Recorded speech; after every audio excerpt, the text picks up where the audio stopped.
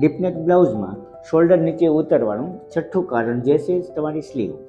હવે તમે આખું બ્લાઉઝ કમ્પ્લીટ કરી લીધું છે અને પછી તમે પહેરો છો અને શોલ્ડર નીચે પડી જાય છે, તો તમારે ચેક કરવા માટે સ્લીવને પાછી ત્યાંથી કાઢી નાખવાની છે અને પછી સ્લીવલેસ બ્લાઉઝ પહેરીને ચેક કરવાનું છે.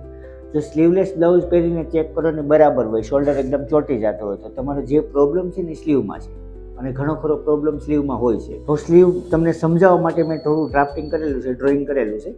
સ્લીવમાં આપણે જે ઉપરથી નીચે ઢાળ આપીએ, આ શેપ આપવા માટે જે ઉપરથી નીચેનો ડિસ્ટન્સ હોય એ કેટલો રાખવો જોઈએ, તો એનું કોઈ એક્ઝેક્ટ ફિક્સ માપ તો તમને નહીં જણાવું, કારણ કે આર્મોડ ઉપર થતો હોય છે.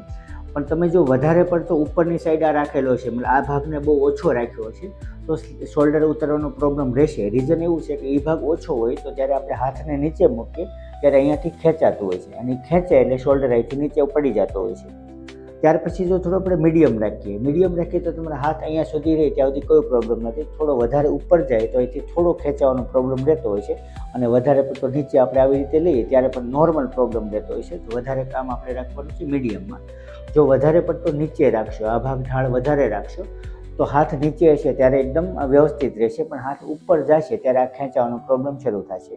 પણ હાથ જ્યારે નીચે હશે ત્યાં ક્રીઝ બિલકુલ નહીં આવે. તો તમારે એકદમ કમ્ફર્ટેબલ જોતો હોય તો મીડિયમ રાખવાનું છે. વધારે પડતું ઉપર રાખશો તો શોલ્ડર પડવાનો પ્રોબ્લેમ છે, વધારે પડતું નીચે રાખશો તો હાથ ઉપર કરીએ ત્યારે ખેંચવાનો પ્રોબ્લેમ છે. તો નોર્મલી મીડિયમ રાખશો એટલે તમારો શોલ્ડર પડવાનો પ્રોબ્લેમ નોર્મલી સોલ્વ થઈ જતો હોય છે. આના પછીનું કારણ આપણે નવી રીલ્સમાં જાણીશું કે શોલ્ડર પડવાના હજી કયા કયા કારણ છે, એનું સોલ્યુશન શું છે.